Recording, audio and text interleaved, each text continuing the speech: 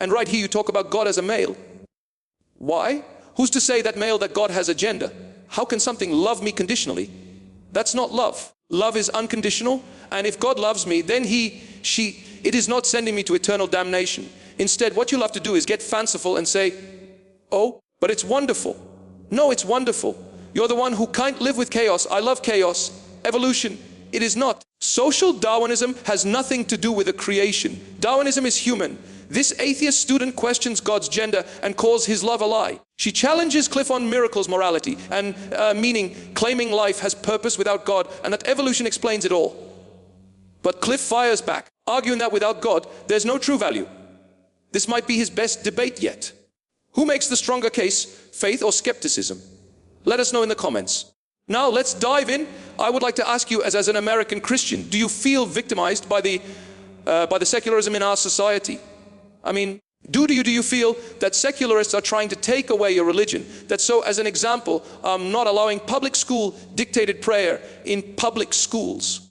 Do you feel that that is secularism taking away your right to believe and worship? No, I don't. It's actually kind of surprising. So you're completely okay with not teaching creationism in schools? Yeah. So you believe that evolution is an accurate theory. And I have the utmost respect for professors who teach evolution as a process. My problem is with the intellectual dishonesty of so many professors who teach evolution not as a process, but as an origin. And they do that in the name of science. That is intellectually dishonest. I am convinced evolution as an origin is not science. It's philosophy. It's a philosophy of science.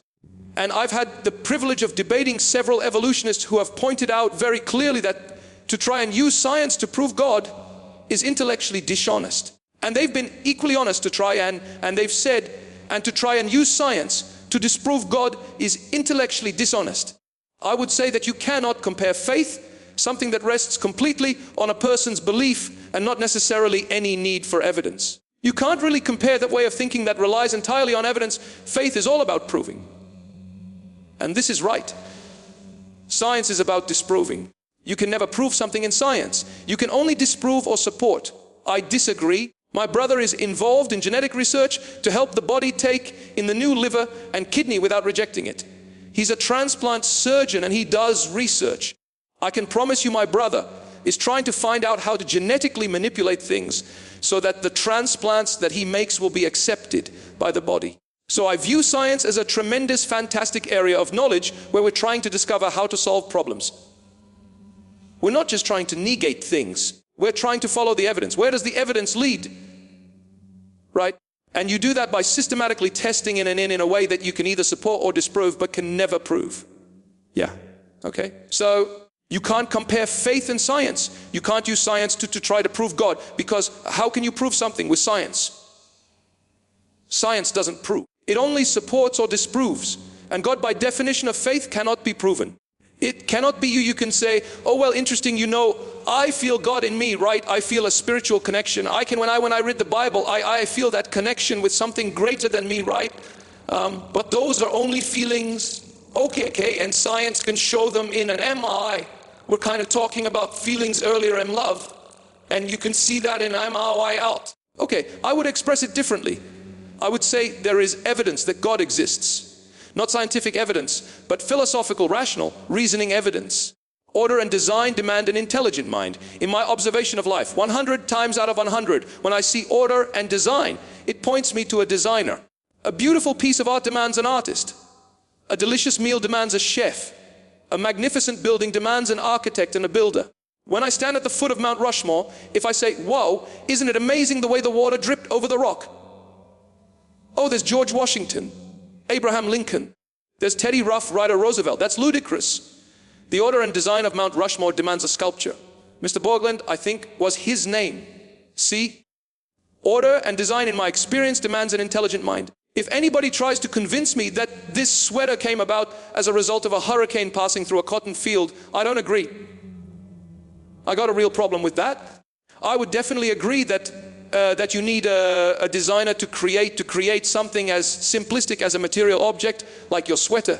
I think that it takes the beauty and magnificence of evolution and time and trial and error and species having mistakes in their DNA and being born and either being successful or unsuccessful.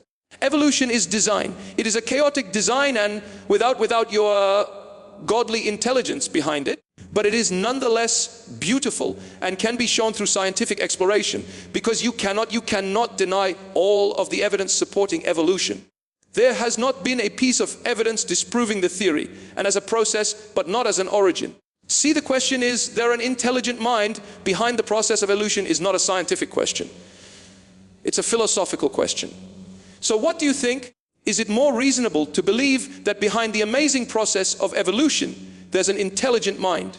Or do you think it's more reasonable to believe behind the amazing process of evolution, there's no intelligent mind?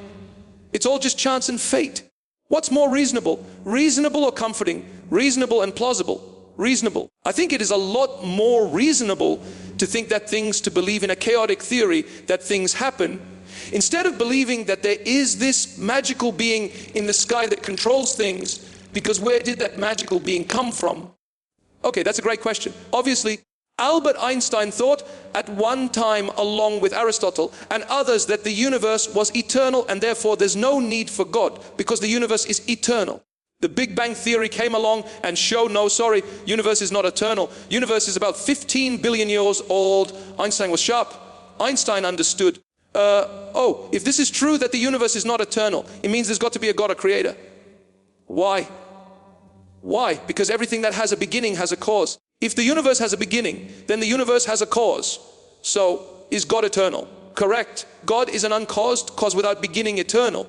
And that is by far the most reasonable answer to the question. What is eternal? Because the Big Bang shows us the universe is not eternal. It's about 15 billion years old. So the question is, who or what caused the universe? But who or what caused the thing that caused the universe? We're talking, right? If there is a God, he's an uncaused cause, he's eternal. And right here you talk about God as a male. Why? Who's to say that male, that God has a gender? Oh, that's very simple, man. God doesn't have big biceps and facial hair. When we say God is he, the only reason we say he is because we don't have a personal neuter pronoun. The only neuter pronoun we have is it. And God is not an it. God is a personal being who loves. But you're right, so God is a personal being. Personal being, not body, torso, head, arms, legs. Personal being, a spiritual being, but not an it. God is not the force. God is a personal being who loves you. It's pretty good news, isn't it? Well, some people would disagree with you, but on what basis? Why would someone say, shoot, God loves me, I hate that? No, I'm arguing that multiple people would disagree with you that God loves me. Good gracious, what kind of person would say God doesn't love you? Well, doesn't the Bible say that if someone doesn't believe in God and accept him into their heart, that they're going to eternal damnation? Yes. How can something love me and also want to give me pain? How can something love me conditionally? That's not love. Love is unconditional. And if God loves me, then it is not sending me to eternal damnation. All right? All you got to do is think carefully. What does the Bible say about hell? What it says crystal clearly is heaven is relationship with God together, with God. Hell is separation from God. And because God is tolerant and because God respects your free will, God refuses to force you to live life now with him and then haul you into heaven to spend eternity with him. Instead, he respects your free will. And if you choose to live your life separate from God, you have that right. He's tolerant. He respects your right. And he's not going to force you to spend eternity with him in heaven. If you want to live your life separate from him, you'll spend eternity separate from him. That's hell. So hell isn't like Dante's Inferno. That's right. Dante didn't know about hell. Correct. So hell isn't this eternal pain and anguish. It's just me not being with God. Well, wait a second. You're a beautiful woman. You have gifts. You experience pleasure. You obviously have a brilliant mind. Those are all gifts from God. And when you're separated from God, you're separated from the one who gave you all those good gifts. It ain't going to be a party because you're separated from the one who has blessed you with all the tremendous gifts that you enjoy. Actually, I feel most separate from the beauty that is humanity when I'm in a church, when I'm surrounded by organized religion. But look at Jesus Christ. Read the Gospels and check out Christ. And don't allow the church to turn you off to Jesus. That'd be horrible. Excuse me. I shouldn't have said, I should not have only singled out organized religion. When I think about a being, a father, like paternal being, yes, watching over me and loving me, and then saying, oh, well, I'll let you have your free will because I gave it to you. I don't feel connected. I feel connected when I think about evolution. I feel connected when I look at Papua New Guinea. I feel connected when I look at the evolution from mammals onto land, and then mammals back into water, because that's what the conditions of the time provided for. And we have fossil evidence that whales, what we now have as aquatic mammals, whales once lived on land. Do you think that's, what are your thoughts on that? My thoughts are simple. If God used evolution to create, wonderful. But I can promise you, if you take God out of the equation of evolution, social Darwinism and eugenics makes total logical sense. And Mom, I can promise you there ain't one beautiful thing about social Darwinism or eugenics. And social Darwinism and eugenics are totally logical, following up on Darwinism, if there is no God. No. Okay. Because that is once again putting the power of evolution into some being, into some creator. But evolution is not. Social Darwinism has nothing to do with creation. Social Darwinism is humans taking evolution into their own hands. That's okay. No, it's not. Then what is eugenics? Eugenics is the logical consequence of understanding that evolution is survival of the fittest. Evolution is an upward cycle, upward path. And let's help evolution. Let's not waste our natural resources, which are limited, on helping handicapped people, helping subhuman humans. Let's instead push for the survival of the fittest. Why should you waste your natural resources, which are very limited, on handicapped people? It's a waste of time. Instead, let's all evolve up the ladder according to evolution. That is very logical. I'm not saying you have to go there, but that is very logical. Social Darwinism and eugenics make total sense. If there is no God, and we just are the result of the evolutionary cycle, I believe that all life has intrinsic value. I believe that tree has intrinsic value. I believe because of the beauty and magic that's your bias, and the chaos that had to happen to create it. That's beautiful fancy. I love your fancy, but that's all it is, because in reality, it's all just a cosmic accident according to your worldview. And how amazing it is that we came that all here because it's an accident, because of how beautiful, wonderful. But it's all an accident. You're numbered up in a Monte Carlo game. That's why you fight from your member came out, low game. That's no monkey you exist. Flight one for the wording user meaning to life. You're a cosmic accident, you see, and you can't live with that. Instead, what you love to do is get fanciful and say, oh, but it's wonderful. No, it's wonderful. You're the one who can't live with chaos. I love chaos. No, that is not true. I live with chaos all the time. And I am committed to fighting chaos in the human body. It's called modern medicine. And I'm committed to fighting chaos in society, fighting injustice and bringing about justice, which is an understanding that human beings do have innate value, intrinsic value. That's why treating them poorly is evil. Just read Nikamu Sartre. They blast your atheism out of the water.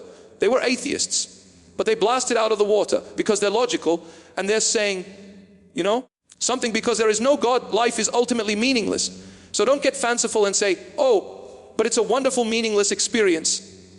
No. That's why Camus says the only question you got to answer is why not commit suicide? Your pawn scum evolved to a higher order. Don't get fanciful and say, oh, but it's a wonderful, wonderful pun scum. No, it's pun scum. So just face it. Face what you believe. Take it to its logical conclusion. And Nietzsche poured scorn, intellectual scorn, on people who kicked back and said, yeah, there is no God. Life's meaningless. But you know something, you got value. And Nietzsche says, no, you wipe God out of the picture and you have no value. Face it. Face reality. You're a cosmic accident, a joke. So don't tell me you got value. That's thinking. Okay? I'm not lumping you with certain Christians I've met or heard speak. So you don't get to lump me with other atheists, like you don't get to compare me. That's not what I did, man. Come on. Yeah. You're saying, I said the thinking of Nietzsche, Camus, Sartre was consistent, logical, consistent. They started, there is no God, and they logically took their atheism to its logical conclusion, which is because there is no God. And because I'm a cosmic accident, life has no ultimate meaning and purpose. Therefore, the question is, why not commit suicide? Why keep sucking wind? No. Therefore, the question is, What kind of purpose will I instill in my own life? What kind of purpose can I find in this world on my own without God? Good without God. Good. So what's your purpose? I'm slowly discovering it. Okay. But please realize that whatever you conclude, the opposite is equally valid. Yeah, that's right. Because it's all meaningless, and you go ahead and you create your own meaning. Because you got your brain intact and you realize it's all ultimately an accident. Whatever you decide, and I'm sure you'll have a great definition of your life, maybe to help elephants or help the whale or help yourself or help other people. I don't know. But whatever you decide, I'm sure it's going to be fine. But you see, what you're going to have to do is you're going to have to admit as a consistent atheist that the opposite of whatever it is you conclude is equally valid, because it's all ultimately meaningless. That's why Camus said the only question you atheists have to answer is why not commit suicide? It's all a joke. So what's your reason for not committing suicide? Because I am convinced to the core of my being that you're not an accident. No, you person and I'm not an accident. We are human beings created by God for a purpose, and that purpose is to love and worship God and to love and serve each other. So you don't commit suicide because you believe that your life has intrinsic value. All human life is created in the image of God. It all has intrinsic innate value. We're just talking about you though. So I'm a human being, okay? Homo sapien, okay? And not only do you have intrinsic value, but you are put here for a purpose. Correct. And that extinguishing your life is an insult to that purpose. It's an insult to my creator and your creator. It's saying, hey, God, when you made me, you did a lousy job. That's what suicide is. It's not worth living. God, what you gave me, this gift of life is not worth it. That's wrong. False. Every human being, I don't care how low their IQ is. I don't care how severe their handicap is. We are all human beings created in the image of God. That's why we all have innate value. Every one of us. You're hardwired in such a way that you know that the logical conclusion of atheism, that you're just pawn scum, is not true. You attach value so often to your life. It's scary. And all I'm asking you to do is go back and watch the way you live your life.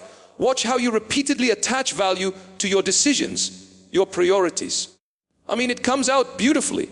I love it the way you expressed it. You know that the beauty of watching nature and studying nature, and you thrive in that. You love it. Bravo. It's not insignificant. It's good. Keep going. No, I don't commit suicide because I want to experience life. Not because I think, oh, well, you know, I'm human, so that means I need to carry out my life in its natural order. And it's not that I'm not, it's that I believe for me that I want to live, and I don't need to rest that on anything else. Okay? I don't need to find comfort in a higher being or a higher power. All right? I don't even really need to find comfort, because what do I need comforting from? Okay? All I'm going to ask you to do is just examine the next month of your life and remember what you set out here. I don't need comfort. I don't need a higher order kind of comfort. Sure, yes, okay. Science has shown us the importance of creature comfort. It's not just for humans. But I think we're actually talking about a kind of mental comfort. Yes, exactly. Okay, so my mental comfort comes from me.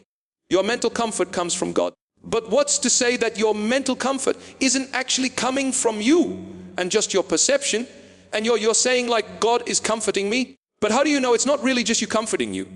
Great question. You're right. Maybe I'm just talking to myself. Maybe God doesn't talk to me. It's possible. Maybe God isn't there. Maybe God isn't there. That's right, it's a possibility. I rest my case. I have to go to class. See, that's really intellectually dishonest. If I acknowledge that it's possible that God doesn't exist and you say, I rest my case, the implication of that are so dishonest, it's scary. But you did it, ma'am. I didn't do it. That is really scary. Point. That's a great time to stop. She can stop whenever she wants to stop. But she better not walk away thinking, whoa, because a Christian says it's possible that God does not exist. I rest my case. God doesn't exist. No, that's not. My case is not that God doesn't exist. Good. What was your point when you said, I rest my case? Because I had just said, it's possible God doesn't exist. And you said, I rest my case. Please explain what you meant by that. I meant that instead of blindly following a doctrine, you are actually admitting to everyone that you have accepted the possibility that maybe you're wrong. And that's really all I ask from anyone who believes in a higher being. And so that's all I really wanted. All right. So, do you admit that you might possibly be wrong every day? Good to meet you.